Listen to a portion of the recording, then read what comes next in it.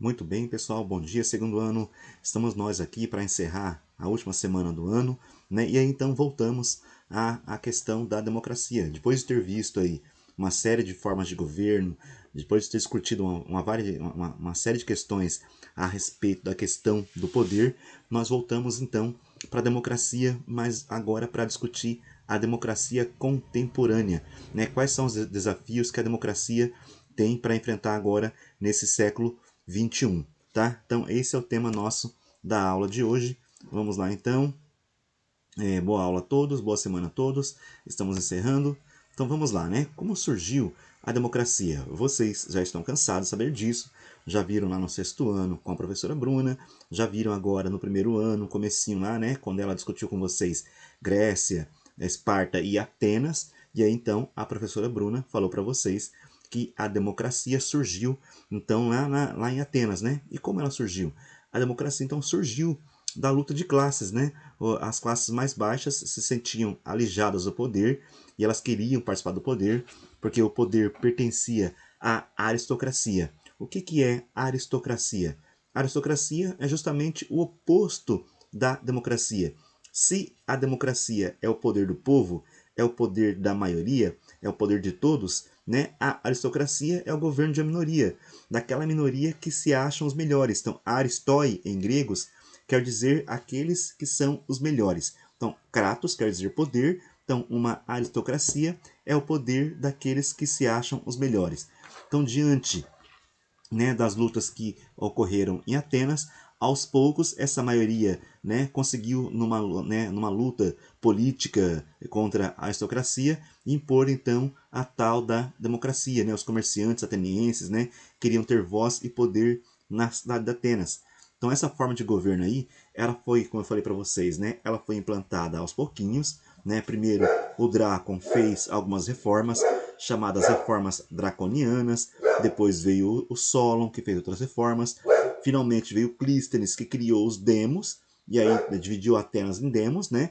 Deixou o critério de ser cidadão, deixou de ser o critério de nobreza, e todos passaram a poder ter decisão de voto, e aí então Clístenes fez uma reforma, e aí a democracia ateniense vai atingir o auge com o Péricles, né? Então é assim que surgiu a democracia. Ela surgiu através de uma luta de classes em Atenas e com reformas que foram realizadas gradativamente, né? Então eles conseguiram implantar a democracia em Atenas. Ela é tão fantástica, né, que até hoje todo mundo, né, no mundo ocidental estuda a questão da democracia em Atenas. Como que era essa democracia ateniense? Ela era baseada na isegoria, ou seja, né, todos os cidadãos atenienses eram considerados iguais. Aí então é que está o problema, é que nem todos eram considerados cidadãos. Aqueles que eram filhos de pai e mãe atenienses, né, e homens, esses podiam votar. Esses tinham direito ao voto, acima de 18 anos, né? Esses tinham direito ao voto. Esses eram considerados cidadãos. Mas homens estrangeiros, mulheres não tinham direito ao voto e muito menos os escravos, né? Porque a democracia ateniense, ela se sustentava sobre uma grande base escravista, o que permitia a alguns homens sair do seu campo, sair da sua propriedade e ir até a ágora ateniense, que é a praça, debater política. O que permitia a eles fazer isso é a existência de escravidão em suas propriedades, o que liberava esses cidadãos, né, a irem debater na praça pública de Atenas, na ágora.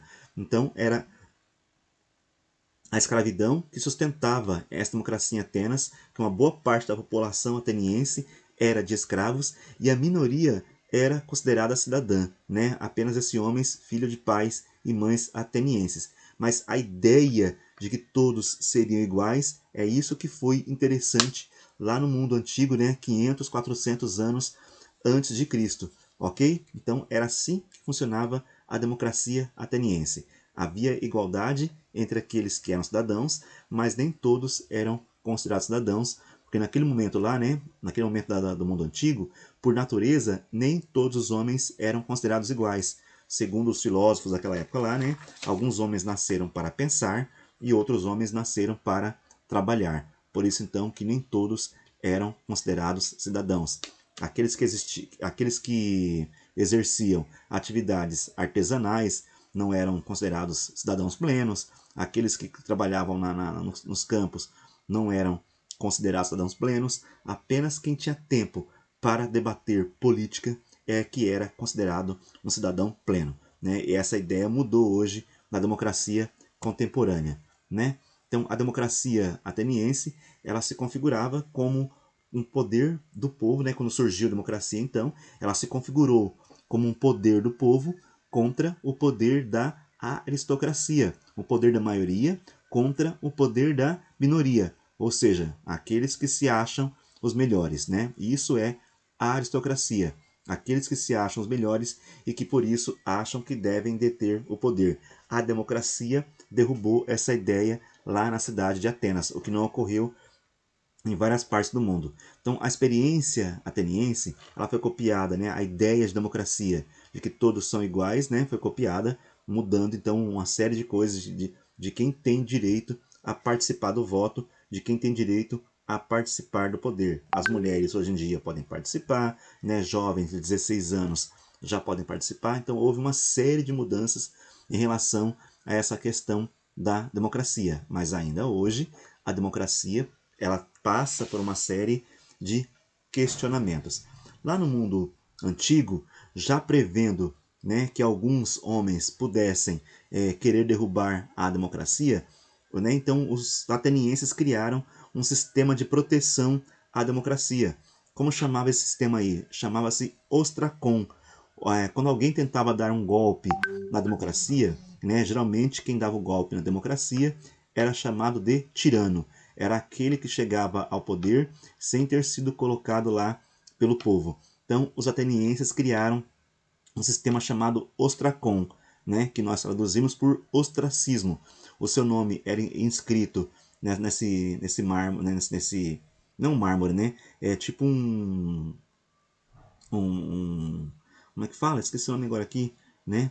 Uma peça elaborada, né? O seu nome era inscrito nessa peça aí, e aí então, por 10 anos, você estava expulso da cidade de Atenas. Então, para evitar a tirania em Atenas, para evitar que alguns derrubassem a democracia, você era expulso da cidade de Atenas por 10 anos. Então, por isso, ostracon, você era colocado no ostracismo. Tá? Essa aí era uma proteção à democracia, porque eles já previam, né, que algumas pessoas pudessem não aceitar os resultados democráticos e tentar dar um golpe na democracia.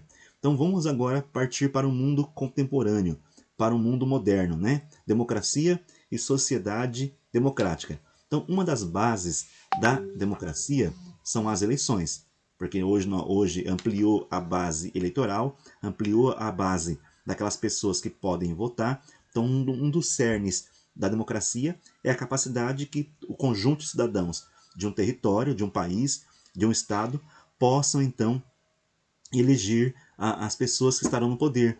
Por que existem eleições? Porque a eleição indica que o poder deve ser rotativo. E por que o poder pode ser rotativo? Deve ser rotativo, né? Porque para que aquele que está no poder não se identifique com o ocupante do governo. Eu estou no poder e para sempre estarei. Então isso aí deixaria de ser uma democracia.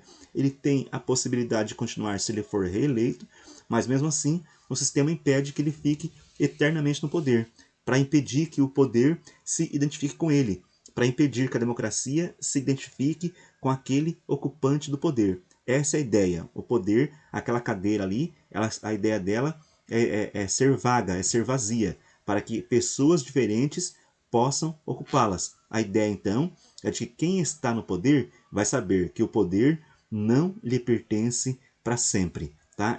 É uma cadeira do poder, é um lugar vazio, ocupado momentaneamente por representantes escolhidos pelo povo. Ele está ali por um certo período, ele sabe que ao encerrar o período, outra pessoa assumirá o poder. Essa, então, é a ideia de você realizar eleições para que o poder seja sempre renovado e para que ele seja, então, rotativo, né? E na democracia, esse poder ainda pode ser revogado. Se o ocupante do poder fere os direitos que foram criados na democracia, nas democracias contemporâneas, esse indivíduo pode ser retirado do poder através dos sistemas de proteção à democracia, ok? Então ele não pode abusar do poder dentro de um sistema democrático. E aí, a democracia, ela é uma vontade da maioria ou ela é uma tirania da maioria, né? Então existe aí essa discussão. Por que isso aí, né? Após a Segunda Guerra Mundial, a democracia voltou a ser valorizada em muitos países ocidentais como uma solução para as ditaduras e os totalitarismos que se inauguraram, que surgiram na Europa dos anos 30, né? Então, por que isso aí? Porque em 1934, quando Hitler finalmente chegou ao poder, depois de ter tentado já desde os anos 20, né? O Hitler e o Partido Nazista deturparam a ideia do que é a democracia. Lá na Alemanha, aquilo que era para ser a vontade da maioria passou a ser a tirania da maioria, né? O Partido Nazista dominou o Reichstag alemão. O Reichstag é o parlamento alemão e o parlamento alemão, né? O Partido Nazista deu a Hitler todos os poderes. E aí, na cidade de Nuremberg, no ano seguinte, né, o Hitler chegou ao poder em 34, e aí em 35, os judeus, os alemães nazistas, então, né, o Hitler conseguiu aprovar aquilo que chamamos de leis nazistas. Qual foi o principal alvo dessas leis nazistas aí? O principal alvo foram justamente os judeus, ok? Vejam então aí, ó, a ascensão do Partido Nazista, né? 1924, a quantidade de votos que o Partido Nazista teve, 28, e aí então aqui em 29 ocorreu um fato interessante. Vocês vão se lembrar que em 29 ocorreu a crise do capitalismo. E a partir dessa crise do capitalismo aí, né, as ideias do Hitler começaram a ser ouvidas pelo povo alemão. Então, a crise do capitalismo liberal foi um grande fermento para as ideias totalitaristas, para as ideias nacionalistas e extremistas do Partido Nazista, cujo líder era o Adolf Hitler. Vejam como o salto gigantesco de votos que o Partido Nazista começou a ter, né? Então aqui, ó, no outro gráfico, vocês podem ver a quantidade de cadeiras que o Partido Nazista tinha dentro do Reichstag alemão, né? Ó, olha aqui, em 1924, menos de 50 cadeiras, daí, né, ó, caiu em 28, caiu para 20 cadeiras no parlamento alemão. Daí veio a crise do capitalismo, 1929, e aí o Partido Nazista em 30 já salta para um pouquinho mais de 100 cadeiras no parlamento alemão, né? 32 novas eleições parlamentares, né? E aí o Partido Nazista chega a quase 200 cadeiras dentro do Partido Alemão, dentro do hashtag alemão. E aí, em 33, né, a crise se aprofundando na Alemanha, né, o Partido Nazista chega a quase 300 cadeiras. E aí, então, dominando o hashtag alemão, né, o Partido Nazista entrega a Hitler todos os poderes. E aí, então, eles criam as leis nazistas de Nuremberg. O que eram essas leis aí? Lei, né, consistindo em um conjunto de leis, tá? Lei de proteção do sangue e da honra alemã. Essa lei atuava consideravelmente no âmbito privado da sociedade alemã, pois proibia o casamento entre alemães e judeus, para não misturar as raças, a ariana com a raça dos judeus, né? Lei de cidadania do Reich, né? O Reich é o Império Alemão, ok? Então, segundo a lei de cidadania do Reich, todas as pessoas que tivessem 3/4 de sangue judeu ou que praticassem a religião judaica seriam consideradas judias e não alemãs, né? E você então passaria a perder uma série de direitos na Alemanha. Vejam só, o que é que o Hitler está usando aí? Ele está usando justamente a questão da democracia. A democracia, que era para ser uma vontade da maioria, passou a ser uma tirania da maioria. E depois disso aí, durante a Segunda Guerra Mundial, baseado nas leis nazistas de Nuremberg, os alemães, então, né, nazistas, fizeram o Holocausto, né, que foi aquela morte de 6 milhões de judeus, né, durante a Segunda Guerra Mundial. Ok? Perceberam então no que é que a democracia se transformou na Alemanha. aquilo que era para ser a vontade de uma maioria passou a ser a tirania de uma maioria sobre uma minoria, ok? Então, baseado nisso, na próxima aula então nós vamos ver que a democracia, né, após a Segunda Guerra Mundial, né, precisou criar direitos que protegiam a minoria para impedir, né, e que protege até hoje a minoria para impedir que essa vontade da maioria, que a democracia represente, acabe se tornando uma tirania da maioria e volte a ser usada para impedir que aconteça o que aconteceu na Alemanha dos anos 30. Ok, galera? A nossa aula de hoje era isso. Muito obrigado. Até a próxima.